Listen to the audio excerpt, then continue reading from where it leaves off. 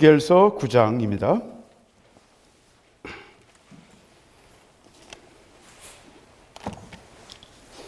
에스겔 9장 1절부터 11절까지 같이 교독하겠습니다.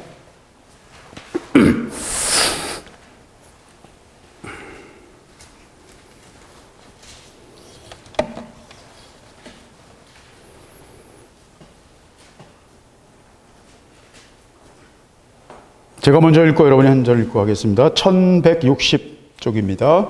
에스겔서 9장 1절. 그가 또 큰 소리로 내 귀에 외쳐 가라사대 이 성읍을 관할하는 자들로 각기 살육하는 기계를 손에 들고 나오게 하라 하시더라. 내가 본적에서 사람을 향한 길로 돌아오는데 각 사람의 손에 살육하는 기계를 잡아놓고 그중에 한 사람은 하는 옷을 입고 머리에 스리가 있는 그릇을 찾더라. 그들이 들어와서 문제단 곁에 서더라. 그룹에 머물렀던 이스라엘의 하나님의 영광이 올라 성전 문지방에 이르더니 여호와께서 그 가는 베옷을 입고 서기관의 먹그릇을 찬 사람을 불러 이르시되 예루살렘 성중에 순회하여 그 가운데 생하는 모든 가지런히로 일하여 탄식함이 없는 자의 이마에 펴라 하시고 나의 듣는데 또 남은 자에게 이르시되 너희는 그 뒤를 쫓아 성읍 중에 순행하며 아껴보지도 말며 궁일을 베풀지도 말고 쳐서 늙은 자와 젊은 자와 처녀와 어린아이와 그들을 다 죽이되 이마에 표 있는 자들에게 가까이 말라. 내 성시에서 시작할지니라 하시되 그들이 성전 앞에 있는 늙은 자로부터 시작하리라. 그가 또 그들에게 이르시되 너희는 성전을 더럽혀 시체로 모든 뜰에 채우라. 너희는 나가라 하시매 그들이 나가서 성읍 중에서 치더라. 그들이 칠때에 내가 모이는지라 두려워 시어가로되 오라 주 여호와여 예루살렘을 향하여 분노를 쏟으시오니 이스라엘의 남은 자를 모두 멸하리 하시니라. 그가 내게 이르시되 이스라엘과 유다 족속의 죄악이 심히 중하여 그 땅에 피가 가득하며 그 성읍의 불법이 찼나니 이는 그들이 이르기를 여호와께서 이 땅을 버리셨으며 보지 아니하신다 함이라. 내가 그를 아껴보지 아니하며 공의를 베풀지 아니하며 공은 이대로 공의에 감옥이라 하시더라. 다 같이 읽겠습니다. 가는 베옷을 입고 허리에 먹그릇을 찬 사람이 복명하여 가로되 주께서 내게 명하신 대로 내가 준행하였나이다 하더라. 아멘. 예. 참 저도 지겨워요. 이거 제가 말씀을 봤는데요. 어제 이걸 주셨어요. 그래서 가정이 밑에 어제 저녁에 이걸 같이 아이들하고 나눴거든요.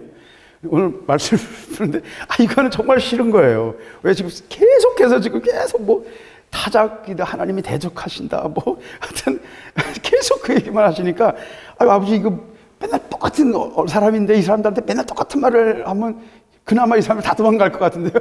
뭐 저는 그 신경 안 씁니다만은 나도 싫어요. 내가 말하는 것도 내가 싫어요. 내가 그런 마음이 들었어요. 근데 로마서 8장을 일부러 펼쳤어요. 그걸 막 읽고 있었어요. 근데 아무리 읽어도 아무것도 보이지 않아요. 그래서 다시 이제 에스겔 제가 어제 마음에 두드리셨던 말씀을 다시 돌아왔습니다. 살육하는 기계가 지금 작동 중이에요. 살육하는 기계가 지금 전 세계 17만 명 정도, 18만 명 정도가 지금 죽었는데 250만 명 정도가 감염이 됐고 다행히 감염의 증가 매일 감염하는 숫자가 80만 명일 때하고 160만 명일 때하고 250만 명 비슷해요. 80만 명에서 160만 명이 됐을 때 한 4, 5만에서 8만, 9만까지 늘었거든요. 그러면 160만에서 320만으로 갈 때 또 그게 한 10몇만이 돼야 되잖아요. 그래야 이제 증가가 되는 거거든요. 근데 그게 아니에요. 8만, 9만에서 지금 멈춰 있어요. 그래서 다행이에요, 이거는. 그러니까 이게 늘어나도 기하급수로 늘어나잖아요. 왜냐하면 격리 효과를 보고 있는 겁니다. 현재 유럽 지역에서 미국 지역에서 격리 효과를 보고 있어요. 근데 아프리카 쪽은 이제 서서히 퍼져나가고 있죠. 아무튼 하나님의 살육기계가 지금 전 세계를 돌아다니고 있어요.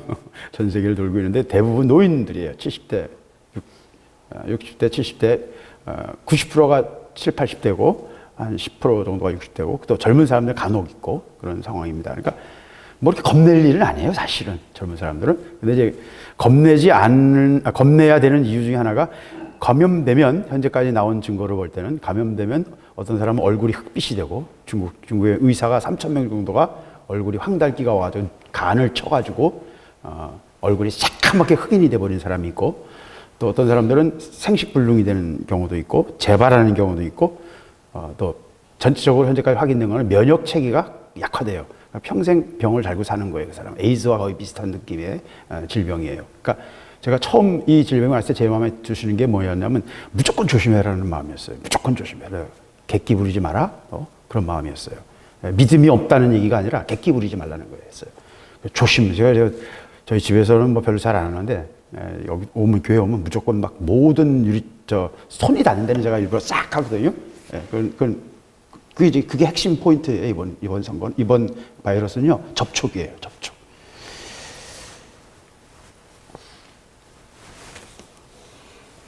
어제 기도하는데 제게 여기 와서 돌면서 제가 기도하는데 그런 말씀을 주셨어요. 제 마음을 주셨어요. 1년 동안 우리가 매일 찬양하고 매일 좀 힘들었잖아요. 그래서 솔직히 힘들었죠. 예, 다들 지치죠. 예. 아니, 아무리 좋은 말씀도 그렇지 매일 막 들으면 그 지치죠. 기도도 지치고요. 근데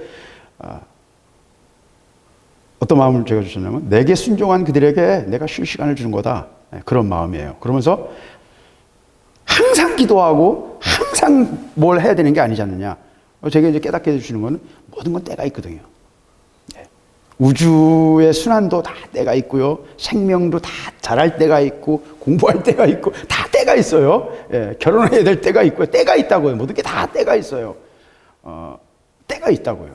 그 기회를 놓치면 공부할 기회 공부 놓치면 자기가 뭘 하고 싶어도 그걸 못할 수 있어요. 예. 공부를 해야만 하는 법관이 되고 싶다. 의사가 되고 싶다. 그 코스를 통과해야 되잖아요. 공부할 시기를 놓치면 아무것도 못하는 것처럼 때가 있다는 것과 두 번째는 제게 주셨던 마음은 박원순이를 내가 쓰고 있다면 어떡하겠냐 그러셨어요. 제가 왜냐하면 설교하면서 제가 그런 말 했잖아요. 박원순 씨가 술집은 풀어놓고 교회는 경찰을 갖다가 몇백 명씩 실제로 장이동에 있는 제 모교회 자리 장석교회 자리예요. 그 자리가 거기 정광욱 목사님이 그 교회를 샀는데 그 교회가 제가 고등학교 1학년 때 벽돌 두드려 가면서 이렇게 만들어 지었던 지을 때 저도 막 매일 나가서 같이 지었던 그 교회거든요. 예배당이 정이 있는 예배당인데 그걸 정광욱 목사님이 지금 사셔가지고 거기 좀 사랑제일교회로 예배 드리는데 그 주변을 500명의 경찰이 둘러싸가지고 예배 못 드리게 했었거든요. 제가 그걸 막 분한 마음에 얘기를 했는데 하나님이 뭐라 하셨냐면 제 마음에 하나님 말씀은 안 해요. 그냥 깨닫게 제 마음에 오는 불쑥 나오는 나도 모르는 생각이에요. 내가 박원순이를 쓰고 있다면 어떡하겠느냐 그러시는 거예요. 마음에. 그때 말씀이 탁 떠오르는 게 말라기 말씀이에요. 누가 성전문을 닫았으면 좋겠다. 헛되이 불사르지 못하게 하기 위해서 성전문을 좀 닫았으면 좋겠다. 아우 지겨워. 이제 내가 니들 지겹다. 막 그런 마음이 제게 주시는 거예요. 모르겠습니다. 그냥 얼치기 생각인지 지나가는 생각인지 그건 모르겠지만 지금 이 주어지는 모든 상황들이 우연도 의미 없는 것도 아니고 하나님이 행하고 계신 것들이 있고 이 속에 여러 가지가 들어있어요. 그걸 잘 살펴야 되고요. 하나님의 큰 역사가 바벨론 포로 이후 하나님의 큰 역사가 이스라엘과 팔레스틴 지역에서 일어났는데 그것은 다니엘이라는 한 사람의 기도로부터 출발하고 에스겔이라는 한 사람의 비전으로 또 시작됩니다. 몇 사람이에요. 그들이 비전을 가지고 보고 선포하고 어떤 사람은 기도하고 기도했을 때 천사가 명령을 받아서 나가고 영적 싸움을 싸우고 하는 걸 그 장면을 다 봤지 않습니까? 예. 하나님 나라는 그렇게 이루어집니다. 그렇기 때문에 이 모든 일들이 지금 뭔가 하나님이 하고 계세요. 오늘 말씀도 정확히 우리에게 그렇게 말하고 있어요. 하나님이 하나님의 사자들을 보내서 하나님의 일을 진행하고 계신다. 그러면서 이 성읍을 관할하는 자들로 각기 살육하는 기계를 손에 들고 나오게 하라 하셨어요. 그러니까 영적인 질서가 분명히 있는 것 같아요. 다니엘서에도 보면 페르시아 군장이 나와 싸웠다. 그리고 내가 그래서 여기 머물렀다. 21일 동안 내가 지체한 이유가 금식을 21일 동안 했던 이유가 그거예요. 그러니까 여기 이 말씀 속에서 얼개가 뭐예요? 내가 기도할 때 이미 네가 마음 정하고 기도할 때 하나님 나라에서 이미 응답이 왔다. 그래서 나를 보내셨는데 페르시아 군장이 나를 가로막아가지고 21일이나 내가 지체했다. 그러나 너희 군장, 이스라엘 군장인 미가엘이 나를 도와서, 이 사람은 가브리엘이고요. 미가엘이 나를 도와서, 미가엘만이 나를 도왔다. 이렇게 도와서 나왔다는 게 아니라 미가엘만이 나를 도왔다. 이렇게 하는 말을 다니엘서 10장에서 우리가 볼 수 있습니다. 영적 싸움이 우리가 보이지 않는 것에 이해할 수 없는 영역에 영적 싸움이 분명히 존재해요. 사도 바울도 공중권세 잡은 자에 대해서 이 말합니다. 근데 그 말씀 속에서도 페르시아의 군장이라는 말을 보면 페르시아 지역을 담당한 자인데 그가 하나님의 명령을 가진 사자를 천사장과 싸운단 말이에요. 그러니까 하나님께 불순종하는 자들이 많으면 그 영적인 권세를 가진 자도 뭐예요? 불순종한다는 하나님이에요. 우리가 참 이게 어떤 얼개인지 어떤 영적 원리인지 우리는 잘 몰라요. 하여튼 성경이 그렇게 말하고 있다는 거예요. 그래서 공중권세 잡은 자, 영적인 어떤 존재들도 악한 자들이 있다는 거죠. 근데 그 결정을 누가 해요? 각자의 선택에 의해 산다는 거예요. 한 사람 한 사람의 선택에 의해 산다는 거예요. 그것이 성경이 우리에게 말하고 있는 것입니다. 그래서 그 선택에 의해서 하나님의 카운트에 딱 걸리면 하나님 심판하세요. 역사를 통해서 우리는 100% 확인할 수 있어요.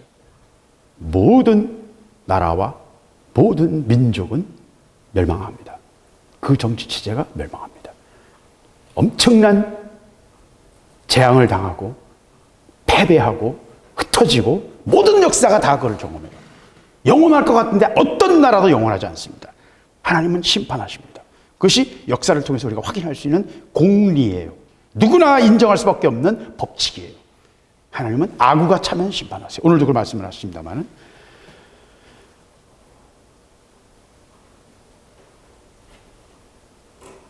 9절 그 심판을 진행시킨 다음에 이 에스겔이 하나님의 백성들을 다 죽이려 하십니까? 남은 자를 다 멸하려 하십니까? 하고 울며 부르짖었어요.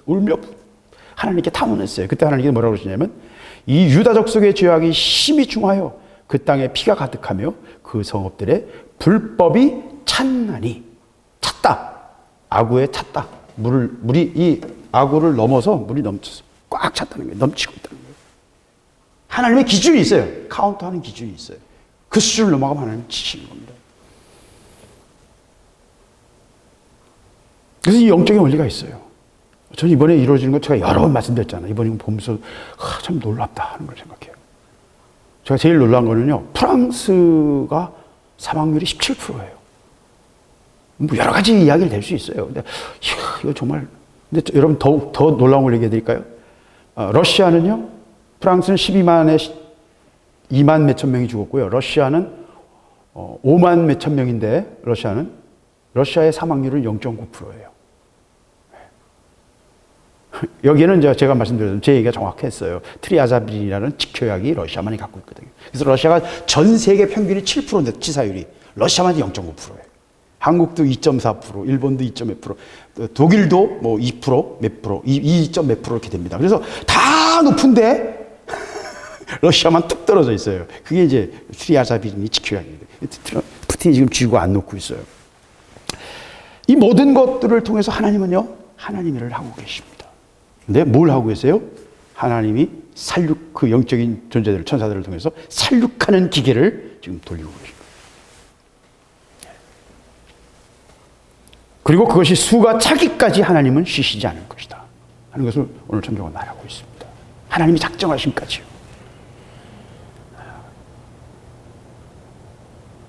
근데 이 살육하는 기계는 이스라엘 예루살렘 전체를 흩어 돌아다니는데, 예루살렘을 돌아다니는데 한 사람이 검은 베옷을 입고 먹을 찬 한 사람이 있어요. 그 사람이 다니면서 어떤 사람들에게 표시를 합니다.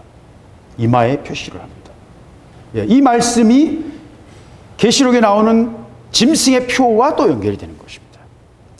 마귀는요, 하나님의 일을 그대로 복사해서 뒤집고요. 공산주의가 그런 것처럼 기독교 원리, 신앙의 원리를 가지고 뒤집어서 공산주의 유물론을 만들어서 완전히 대칭으로 반대되게 만드는 거예요. 하나님의 계획이 이스라엘에 있기 때문에 이스라엘이 지금 세상에서 가장 타락한 지역이고요. 이스라엘이 음모들의 출발이에요. 한국과 일본, 북한이 하나님이 마지막 때 해야 될 일이 있기 때문에 마귀가 거기 집중 공격하고 있어요. 모든 일이 다 그래요. 마귀는요, 하나님의 계획을 정확히 알고 미리 가서 타락시키고 자기들이 할 수 있는 방법으로 공격하고요, 흐트러 놓습니다. 그러나 하나님은 또 하나님 일을 하세요. 이게 하나님의 일이에요. 그래서 예루살렘을 심판하는데 하나님이 서기관들을, 먹을 찬자들을 통해서 예루살렘 다니면서 예루살렘에서 일어나는 이 악한 일들을 보면서 애통하고 눈물 흘리는 우는 자들이 있으면 그들의 머리에, 이마에 표를 하라는 거예요. 그리고 그 표 환자만 놔두고 나머지는 다 죽여버려요. 묻지도 말고 따지지도 말라. 조금도 긍휼히 여기지 말라. 어린아이건 여자건 노인이건 상관없다. 다 죽여라. 이게 하나님 말씀. 얼마나 무섭지? 야, 뭐 하나님 왜 이렇게 잔인하시냐? 예. 성경에도 나오지만 오늘 말씀에도 나옵니다만은 우리 모두는 뭐예요? 사형수예요. 사형 집행일이 다음 주인지 15년 9개월 뒤에인지 그건 아무도 몰라요. 법관 마음이. 그죠? 예, 여러분 다 사형수예요. 날짜 받았잖아요. 그죠? 우리는 다 관에 들어가야 돼요. 언제 그것이 집행되든 하나님은 불의하신 게 아니에요. 하나님은요, 하나님을 하세요. 여러분, 화성과 목성 사이에 거대한 소행성대가 있습니다. 그거는 본래부터 그런 별들이 쪼개진 게 아니라 아마 거기에 모은 한 별이 있었을 텐데 위치가 있거든요. 각 궤도가 그 위성을 이제 돌려보면 물리학적으로 그 각 궤도가 딱 별이 위치할 자리가 있어요. 태양과 그 밖에 있는 별들과의 중력에 의해서 서로 이렇게 평형점이 만들어지거든요. 그 평형점의 자리에 하나가 분명히 화성 다음에 뭐 하나 있을 텐데 그게 없어졌어요. 깨졌어요. 수백만 개의 잔향이 남았어요. 그러니까 뭐예요? 거기 있던 별이 깨졌다는 거예요. 하나님은요, 하나님 필요하시면요, 어느 한순간 그 수백만 개의 거대한 소옥성들 중에 하나가 지구에 부딪힌다면 지구는 그대로 불바닥이 될 것입니다. 지구는 싹 불타서 아무것도 남지 않게 될 수도 있어요. 그 확률이 얼마든지 있어요. 그래서 실제로 그런 일이 몇천만 년 전, 또 몇억 년 전에 있었던 것 같아요. 아유, 목사님 6천 년인데 그런 말씀 하시면 안 되죠. 네, 거기 뭐 복잡한 논쟁이 많으니까 저는 거기 더 길게 얘기하지 않겠습니다. 그러나 분명히 지구는 몇천만 년 된 것 증거가 너무나 명확하게 너무 많아요. 제가 좋아했던 그 브라질과 베네수엘라에 있는 그 카나우아 공미, 그 1500m짜리 테이블 마운틴, 그런 거는 그거 깎이는 거 계산해 보면요, 그건 분명히 몇천만 년, 100만 년 이상 추소한 시간이 필요해요. 홍수가 했잖아요. 홍수를 했으면 그렇게 안 나와요. 예. 홍수를 했으면 그렇게 나올 수가 없어요. 예. 홍수가 그랜드 캐년 같은 거 그렇게 나올 수 있어요. 그래서 몇백만 년이 지날 수도 몰라요. 이 얘기는 핵심이 뭐예요? 하나님이 필요하다면요, 지구가 하루아침에도 박살날 수 있고요, 태양이 하루아침에 폭발할 수도 있다니까요. 예. 아무것도 아니에요.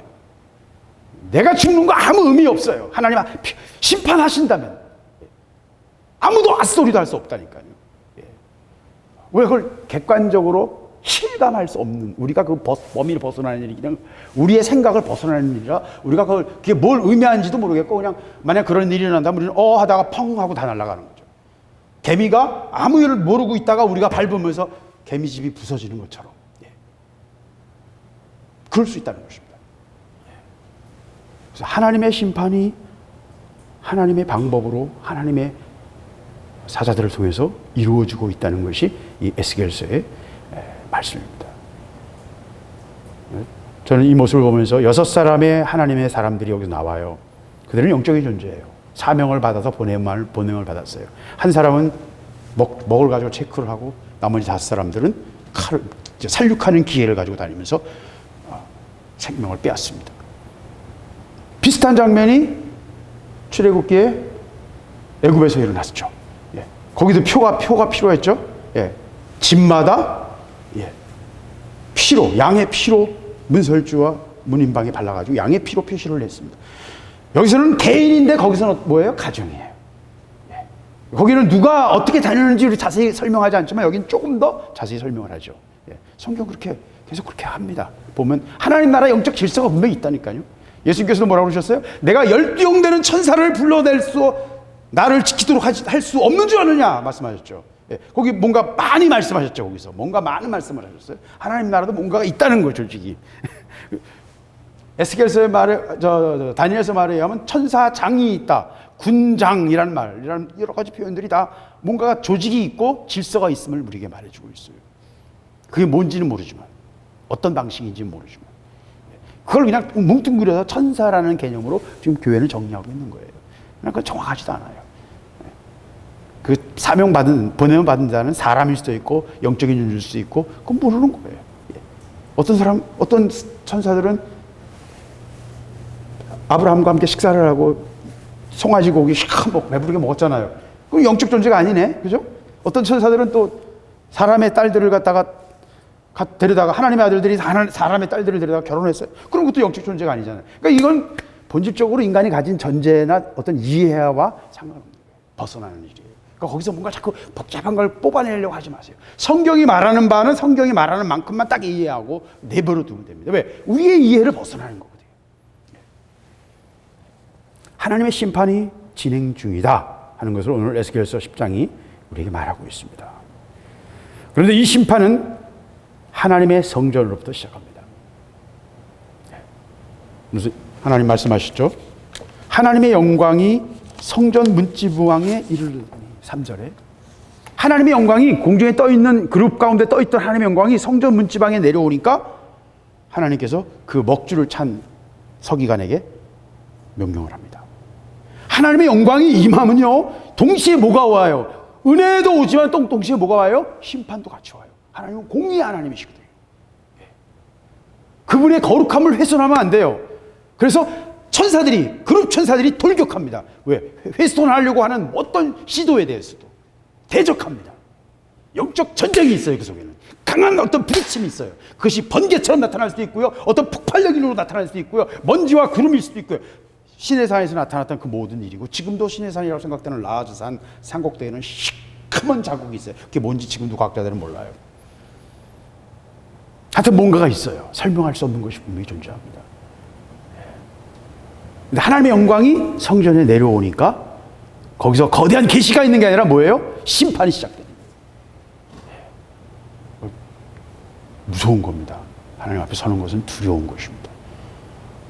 우리가 하룻강아지 법무서운 줄 모르고 어떤 영적 실제를 잘 모르기 때문에 하나님께 막 땡깡 부리기도 하고 하나님 앞에 나가겠다고 막 그러잖아요. 그건 애기가 버둥거리는 거 똑같은 거예요.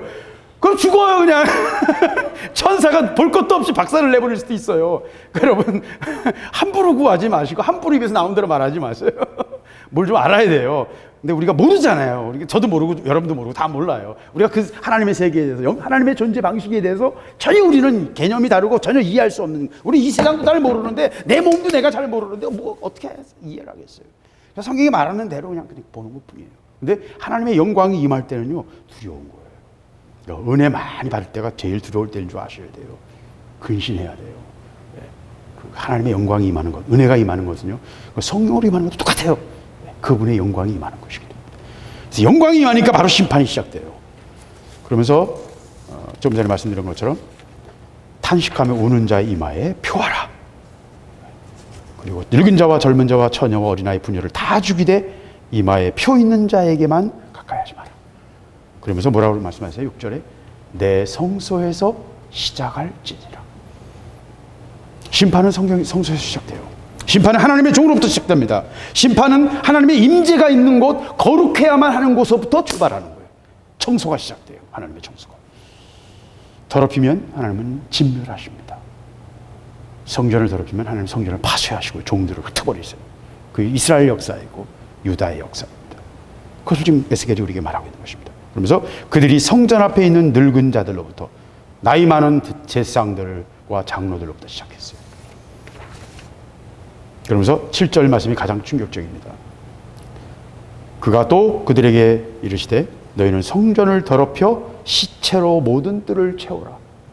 이스라엘 백성이라면, 이스라엘 율법을 이해하는 이스라엘 백성이라면 이 말씀을 보면서 경악을 하지 않을 수 없는 거예요. 이 성전에다가 불상을 갖다 쫙 깔아놓으라 하는 말하고 비슷한 거예요. 우리 개념으로 하면.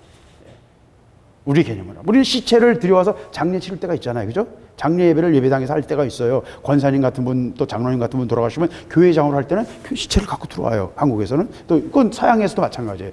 이스라엘식 정결 의식이 없어요. 그래서 우리는 그게 잘 이해가 안 되는 거예요. 근데 우리가 만약에 불상을 여기다가 쫙 깔아놓으라 그러면 그거 받아들일 성도가 있을까요? 어느 목사님이 그거 기뻐할까요? 아무도 막 경악을 하고 싸우려고 덤빌 거예요. 목사님 미쳤습니까? 막 그러고 욕을 하게 될 거예요. 그죠? 그런 반응이에요.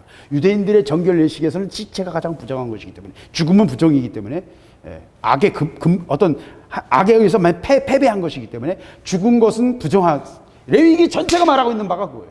죽음으로 더럽히지 말라는 거예요. 그래서 시체를 성전에 채우라는 말은 경악스러운 말이에요. 이거는 하나님 버리셨다는 거예요. 하나님 버리셨다는 거예요. 저는 이 말씀을 보면서요, 아까 말씀드렸던 말라기 말씀이 다시 또 연결됩니다. 성전문을 닫으라는 거예요.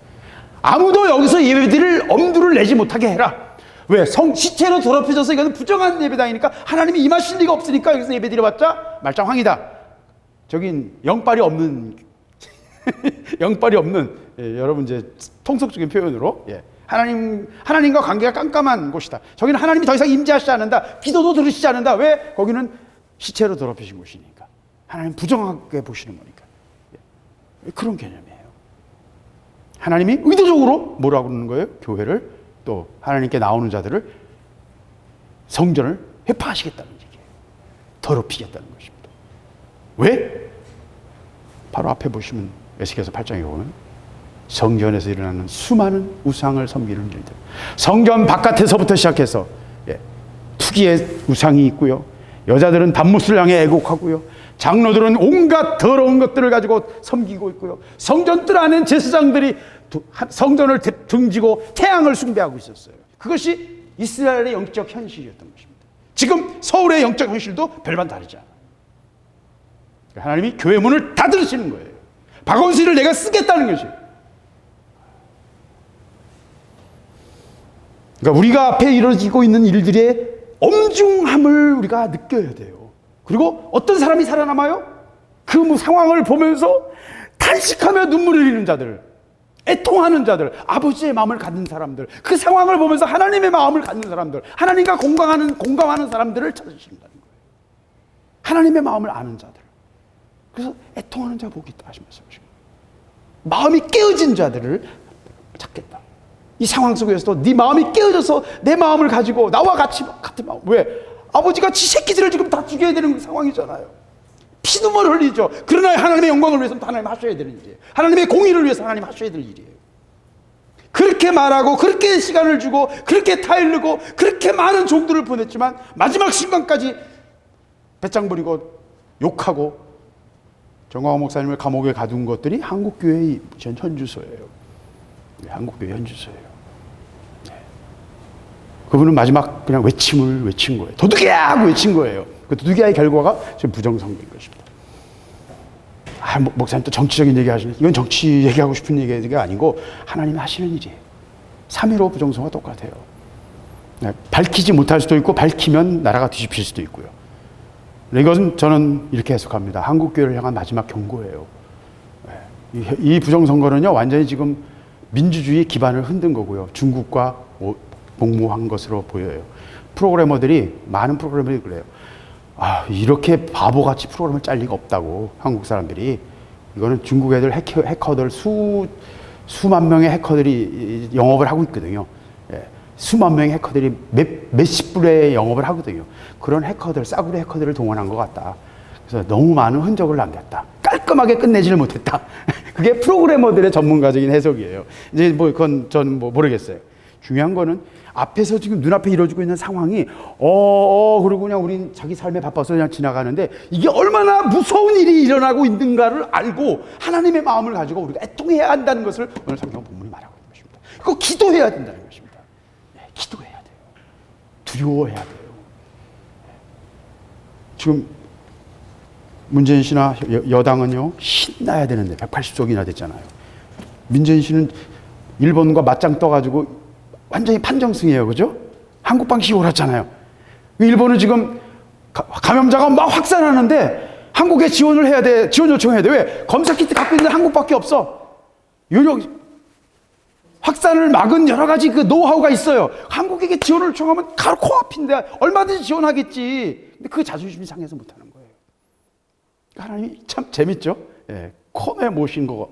일본이 교만하니까 코너에 모셨어요. 그럼 문재인 씨는 막 신나고 룰루랄라 해줬는데 그 사람들 얼굴 별로 안 좋아요.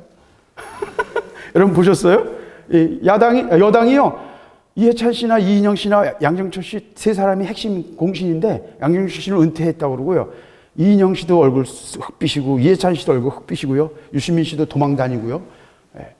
이게 좀 이상해요, 여러분. 지금 폭풍의 전야를 이들이 알고 있는 거예요. 뭔지 모르지만 그게 전쟁인지 그게 4.19처럼 뒤집히는 건지 그건 모르지만 난 몰라요. 전 뭐 알고 얘기하는 거 아닙니다. 그러나 모양을 볼 때 야 이건 이 전체를 통해서 뭘 말씀하고 계시냐. 저는 한국교회에서 경고를 하고 계신다고 봐요. 민주주의가 이제 뒤집힌다. 거기다 김정은이 유독설이 나왔어요. CNN과 블룸버그에서 뭐 정부는 아니라고 막 큰 소리 치는데 뭐 거의 제가 볼 때는 확실하다고 봐요. 이미 3, 4일 전, 14일경에 이미 많은 탈북 그 소식통들은 이미 14일경에 이미 얘기했어요. 태영호 씨가 제일 신뢰할 만한데 뭐라고 그러냐면 수령에 대해서 최고 존엄에 대해서 그 소식을 정확히 안다는 건 불가능하다. 근데 분명한 거는 이런 소식이 떴다면 자기가 볼 때 이런 소식이 떴다면 이건 최고 존엄의 문제이기 때문에 바로 방어한다. 노동신문이든지 북한 당국이 바로 반응해야 되는데 일주일째 아무런 반응을 하지 않는 것 이건 좀 이상하다. 저는 굉장히 설득력 있다고 봐요. 태영호 씨가 정확히 보고 있다고 봐요. 이것도 어떻게 진행될지 난 몰라요. 근데 분명한 건 이 모든 것들이 뭘 말하고 있어요? 성전으로부터 시작되는 하나님의 심판에 대한 교회에게 주시는 경고예요. 이 선거가 마지막 선거가 될 것이라는 많은 종들이 선포가 있었죠. 전쟁의 북소리가 들리고 있고요.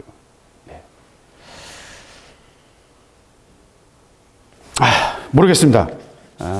이 모든 걸 통해 하나님이 뭘 하시려는 건지 저는 잘 몰라요. 근데 제게 어렴풋이 주시는 것들은 정말 어렴풋이 보이기 시작하는 것들은 한국과 북한, 일본 왜 이런 전혀 다른 모습을 가지고 있는 세 나라를 하나님 쓰시려고 하는데 하나님은 우리를 통해서 뭘 하시려는 걸까? 저는 그런 생각을 했어요. 근데 최근에 이루어지는 많은 일들을 보면서요. 제게 그냥 이건 맞는지 틀린지도 몰라요. 그냥 제게 희미하게 주시는 것들이에요. 자, 먼저 얘기를 할게요. 딥스테이트가 세계 질서, 뉴 월드 오더를 만드는데 제일 좋아하는 나라가 어딘 줄 아세요, 여러분? 예? 대한민국입니다. 예. 제일 말 잘 듣고요. 제일 빠릿빠릿하게 말 알아듣고요. 제일 충성하는 게 대한민국이에요.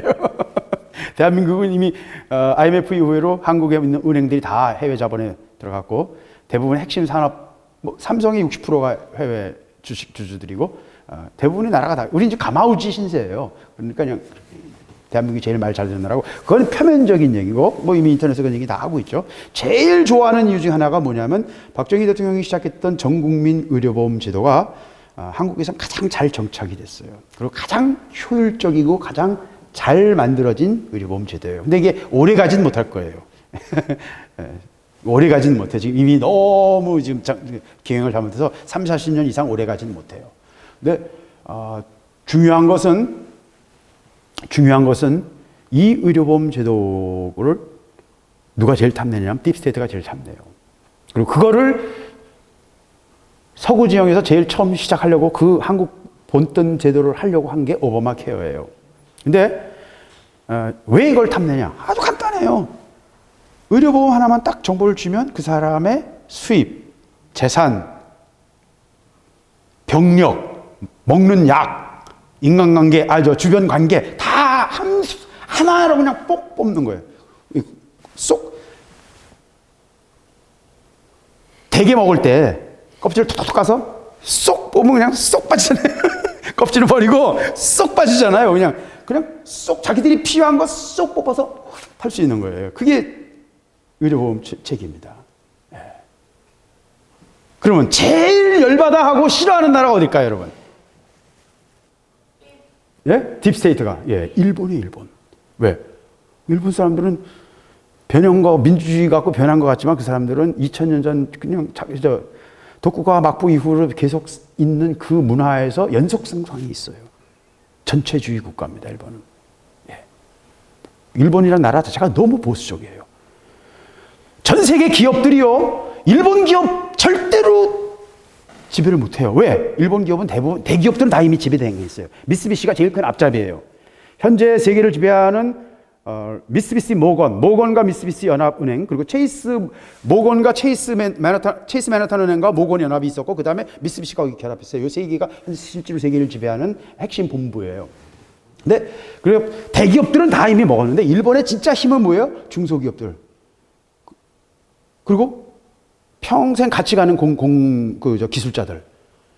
그 사람들은 어떻게 할 수가 없는 거예요. 기술 경쟁력은 굉장히 높은데 굉장히 보수적이라서 전산화도 잘 안 해요. 다 지금도 손으로 하고요. 컴퓨터 하나 똑똑똑 하는 정도고요.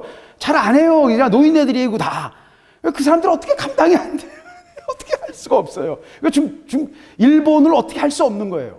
그래서 일본이 30년간 불황인 거예요. 왜? 말 안 들으니까. 말 안 들으니까.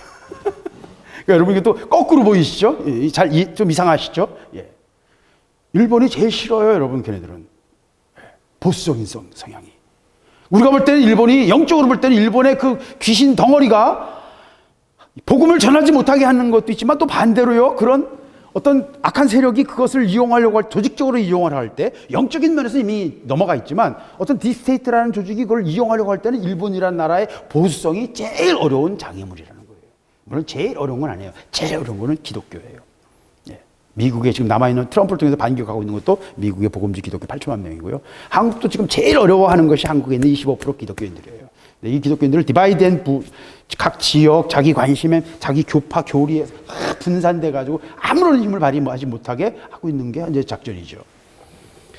그래서요, 일본이 지금 개망신을 당하고 있고 많이 죽을 거예요. 지금 일본의 그 감염학자가 한 40만 명, 현재 추세로 볼 때 한 40만 명 죽을 것 같다. 왜?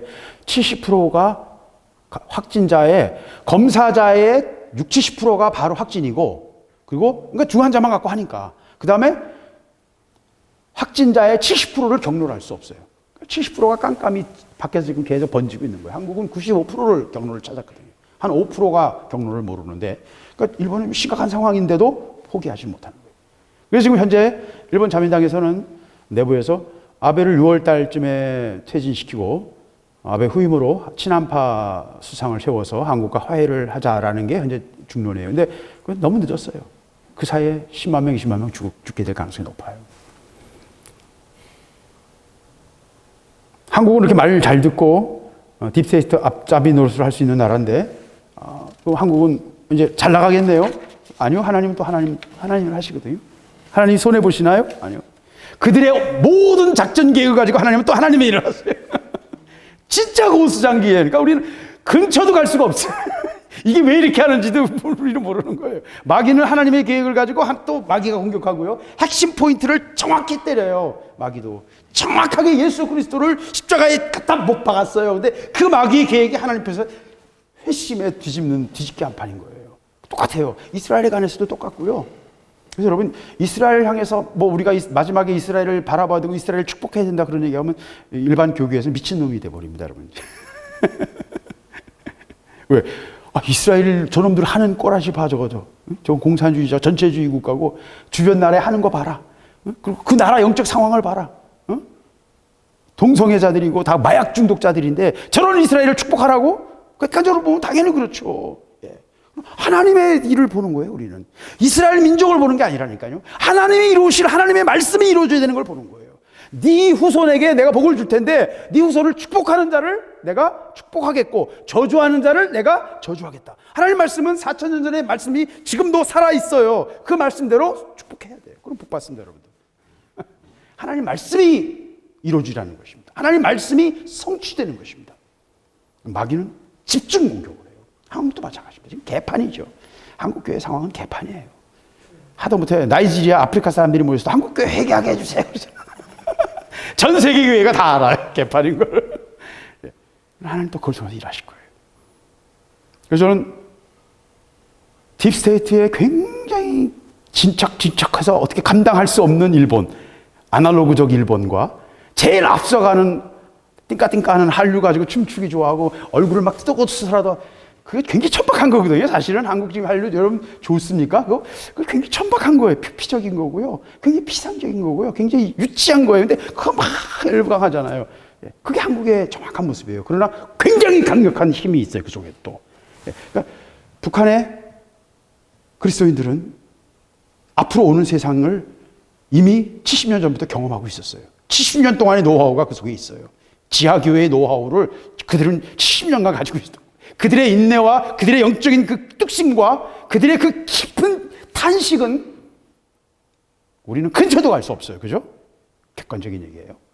근처도 갈 수 없어요. 그러니까 이 세 팀을 한 상의 트리오로 묶으신 이유를 이제 조금은 감이 오십니까? 정확한 얘기는 아니에요. 그냥, 그럴 수도 있겠다. 하나님이 이걸 뭔가 사용하실 것 같아. 라는 생각을 해요. 그러나 그것이 되기까지는 더 많은 하나님의 역사의 어떤 수레바퀴가 필요할 거라고 봅니다. 하나님의 행하심이 필요할 거예요. 그래서 우한 바이러스를 통해서요, 전 세계가 하나님의 다루심을 통과하고 있어요. 제일 큰 피해자가 딥스테이트예요. 그동안 40년간 이루어왔던 글로벌리즘이라고 하는 뉴 월드 오더의 그 어떤 질서로 가려고 했던 것들이 지금 박살났어요. 박살은 아니에요. 잠깐 지체하는 거고요. 더 정확히 말씀드리면 트럼프도 역시 그 뉴 월드 오더의 일원이죠. 입장이 다른 것뿐이죠.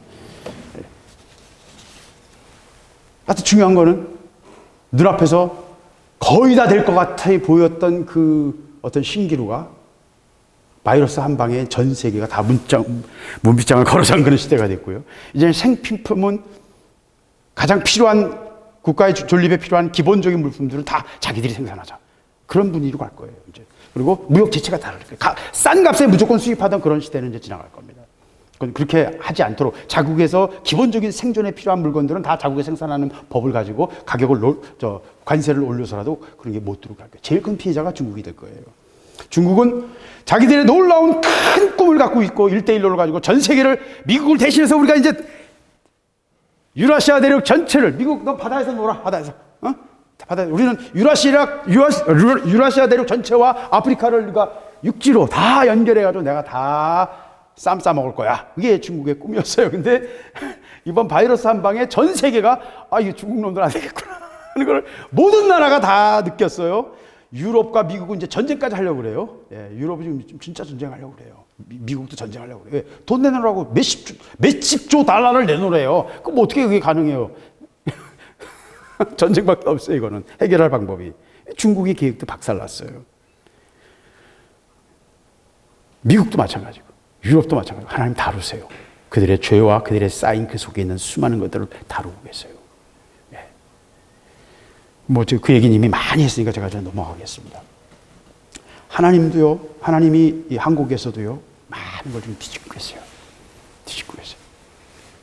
이제 이번에 아마, 제가 계속 얘기해왔지만 아무도 믿지 않았던 야당 내에 있는 그 간첩들, 야당 내에 쉽게 말해 진짜 보수가 아니고 위장 보수들, 실제로는 홍석현이 사람들이 많은 이제 정체가 이번에 드러날 것 같아요.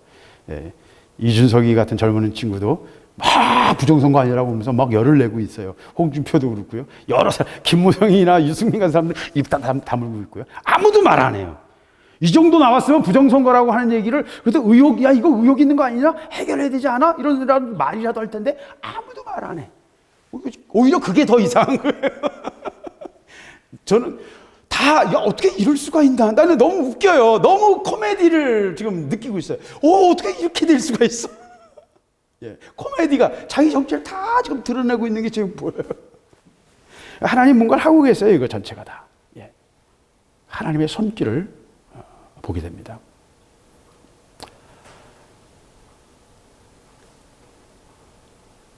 그나마 한국이 지금 살만한 것은 지난번에도 말씀드렸지만 저는 의료진들의 헌신이에요. 의료진들의 헌신이고 이번에 다시 봤습니다. 저는 한국의 의료진들을 다시 봤어요. 그리고 굉장히 부끄러웠어요. 내가 저 정도의 어떤 목사로서 좀 부끄러웠어요. 내가 저 정도의 어떤 자세를 갖고 하는 것. 의사가 부족하다니까 한 몇백 명의 의사가 대구로 달려가요. 300 몇십 명이 달려갔고요. 간호사 부족하다니까 또 많은 간호사들이 달려갔어요. 나이 많은 은퇴한 간호사들이 많이 달려갔고요. 일본에서는 비아냥거리지만 공공의를 동원했다, 군인들을 동원했다 그러는데 많은 진짜 의사들이 달려갔어요. 물론 많은 그리스도인들이 그 속에 있겠죠. 저는 그거 보면서 의료진들의 헌신이 한국의 결정적인 지금까지의 결정적인 것이에요. 이제 선거 끝나서 이제 수도권에서 얼마나 또 확진자가 나올지 그건 모르겠습니다. 그리고 또 두 번째는 아까 지난주도 말씀드렸지만 깨어있어 대비한 사람, 예측하고 대비했던 질병본부의 이 과장과 천영규 교수, CJ의 천영규 교수, 이 두 사람이 이번에 정말 국가 공신들입니다. 1등 공신들입니다. 여기서 핵심은 뭐예요? 깨어있어 예측하고 예비한 거예요. 저는 하나님의 일을 똑같다고 봐요. 여러분, 깨어있어야 되고요. 예비해야 돼요. 아, 이건 이제 뭘 준비해야겠구나. 하나님의 일을 위해서 뭘 준비해야겠구나. 예비해야 돼요. 내가 준비해야 돼요. 그걸 위해서 내가 구체적인 준비를 할 수 있어야 돼. 하나님의 일을 내가 보면서 내가 이 일을 하실 것 같다. 이 일을 필요한 것 같다. 그러니까 내가 준비해야겠다는 생각을 해요. 깨어있어 예비되어져야 되고요. 준비되어져야 돼요. 그래서 쓰임받는 것입니다.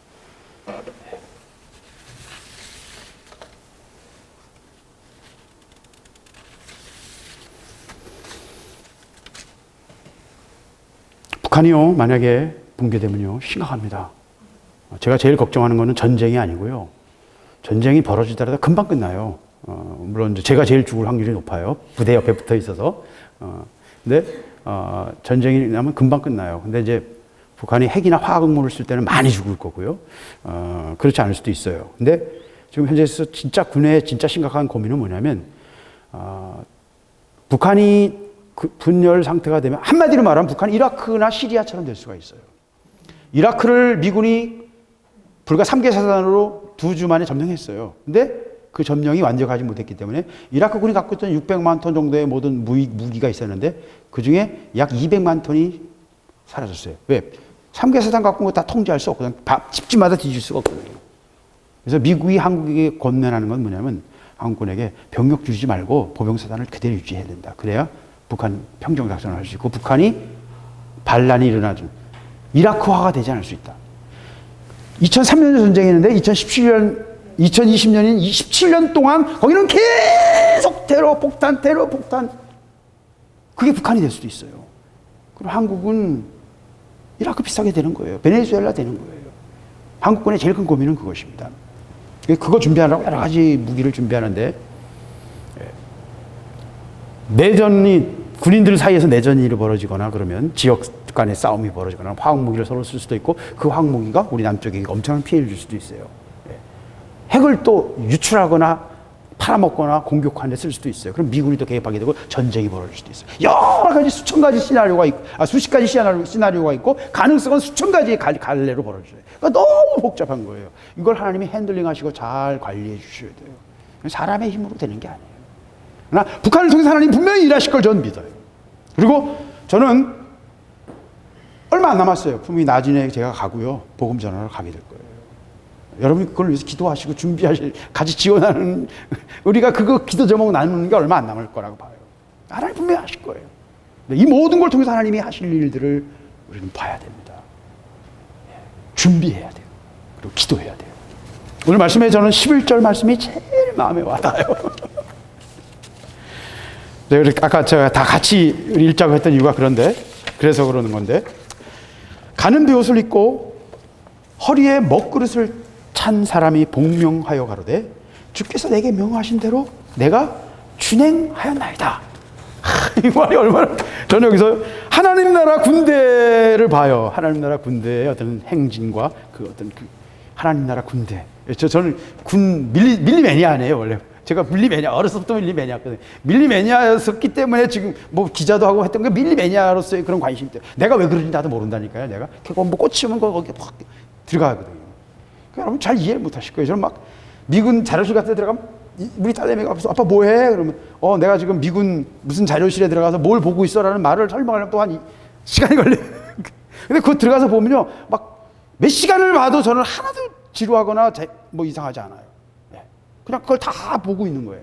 근데 내가 왜 그런지 나도 모른다. 그건 나하고 아무 상관도 없고요. 목사가 사람 죽이는 일을 내가 왜 이렇게 관심을 가져야 돼요?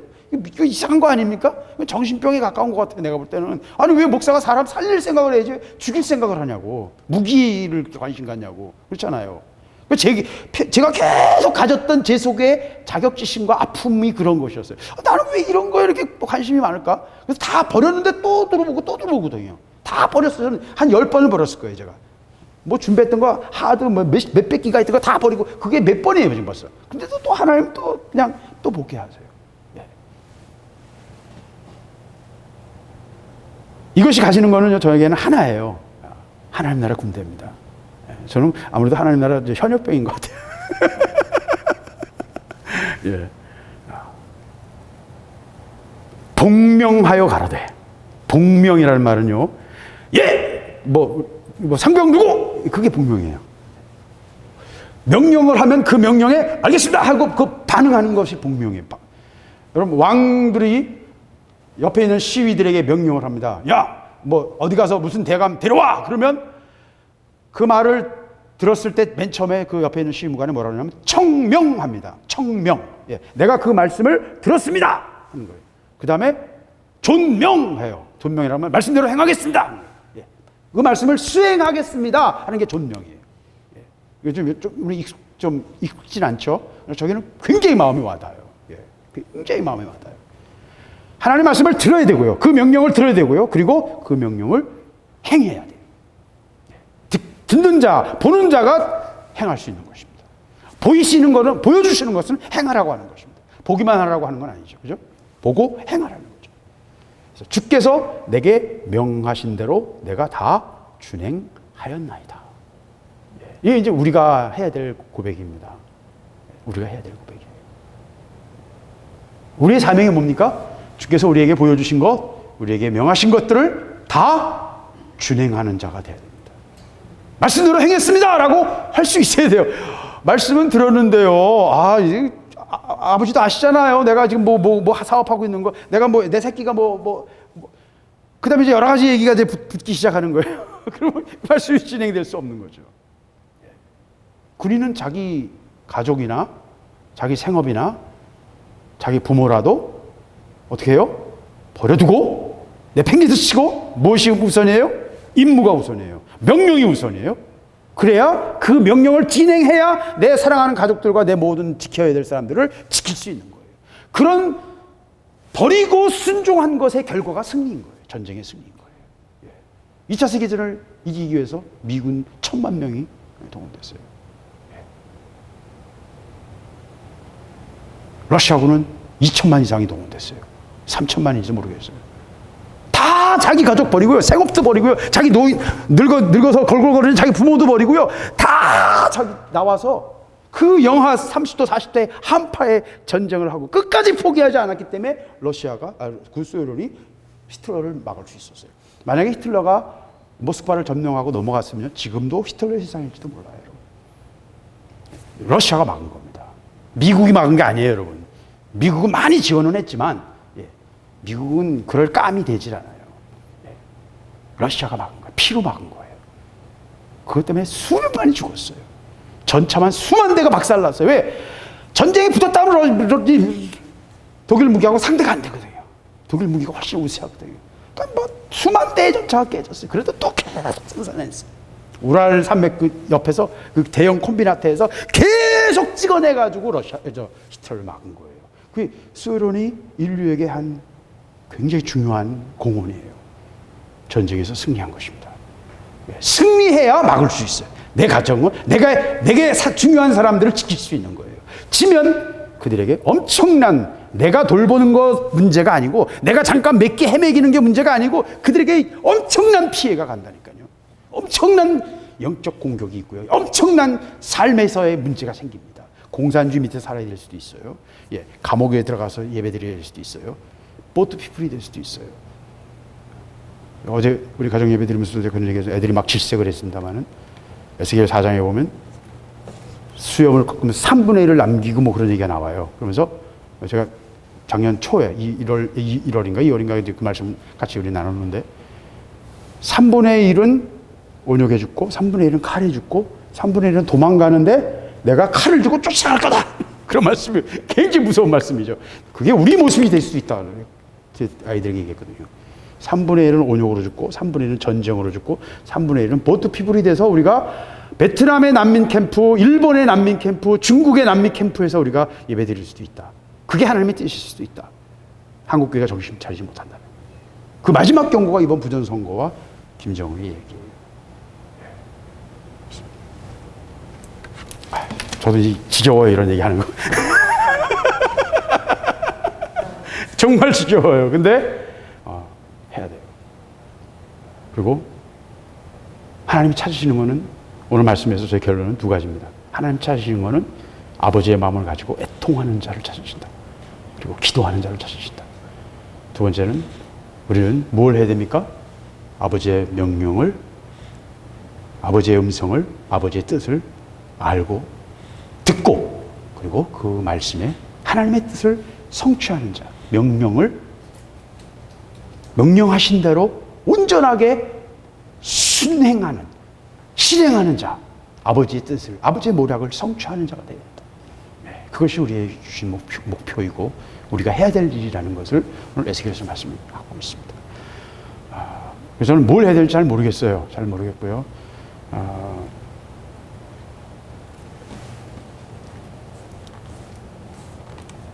기도를 하는데 우리가 하나님 앞에서 한국교회와 그리스도인들을 위해서 정말 기회가 있을 때 부르짖어야 돼요. 이게요, 정말 하나님과 관계도 인간관계가 똑같아요. 기회가 주어질 때가 있어요. 근데 그 놓치면 다시는 안 와요. 그게 항상 기회가 있는 것도 아닙니다, 여러분. 그래서 기회가 있을 때 우리가 그걸 잡아야 돼요. 하나라도 돌이킬 수 있을 때 잡아야 돼요. 거의 기회의 창이 닫혀가는 걸 보는데 이것도 하나님 어떻게 할지 몰라요. 저는 이게 끝이다, 우린 다 보트풀 된다, 전쟁으로 다 죽는다, 이 말 하고 싶은 게 아니에요. 그러나 이 모든 시나리오가, 이 모든 가능성이 다 상존하는 것들을 본다는 거예요. 이 판에 하나님이 지금 다 보시면서 지금 하나하나 섞고 계신 걸 본다는 거예요. 그런데 그 속에서 희망을 갖는 것은 한국과 북한과 일본이 하나님의 손길 속에서 저들은 저들의 일을 하고 마귀는 마귀의 일을 하고 딥스테이트는 딥스테이트의 일을 하고요. 다 자기 일을 알아서 할 거예요. 미국과 중국도 전쟁도 할 거고요. 많은 것이 일어날 거예요. 그러나 그 속에서 하나님은 하나님의 일을 하신다니까요. 진행시키신다니까요. 우리는 그 위에서 떠드는 건 별로 중요한 게 아니에요. 하나님의 일이 진행되는 걸 보면서 우리는 그 일을 위해 준비하고 예비하고 순종하는 자가 되면 된다는 것입니다. 하나님 그걸 우리에게 좀 원하시는 것입니다. 그래서 한국교회 회개와 우리가 아버지의 일을, 아버지의 손길을 보는 자가 될 수 있도록, 성전에서부터 심판이 시작되거든요. 아버지의 일을 보지 못하면 안 돼요. 성전에서부터 살육하는 기계가 성전에서부터 출발한다니까요. 왜 신천지부터 시작을 하셨겠어요? 왜 명성교회 목사님은 또 신천지 청도에 거기에 갔다 왔겠어요? 참 하나님 너무 정확하시잖아요, 여러분. 너무 정확하시잖아요. 우린 다 아닌 거예요? 아니요. 정신 차리세요. 네. 각자 하나하나까지 우리에게 건드리지 않으실지 모르지만 도매품으로 우리의 운명 전체가 바뀔 수도 있다니까요. 기도해야 될 때이고 아버지 앞에 서야 될 때라고 오늘 성경은 말하고 있는 것입니다. 그래서 같이 기도하시겠습니다. 같이 우리 좀 통성으로 불 좀 꺼주시고요. 통성으로 같이 좀 기도했으면 좋겠어요. 다른 것보다도 하나님의 뜻이 이루어지기를, 그리고 우리가 하나님의 뜻에 순종하여 그 뜻을 이루는 자들이 될 수 있도록 한국교회가 깨어서 하나님의 행하심을 보고 아버지의 뜻을 이해하고 회개하고 순종하는 정말 하나님의 역사가 일어나기를 위해서 우리가 먼저 하나님의 일에 회개하고 순종하는 자들이 되기를 위해서 같이 주여 삼창하고 기도하겠습니다. 주여! 주여! 주여! 아버지 도와주세요. 아버지 도와주세요.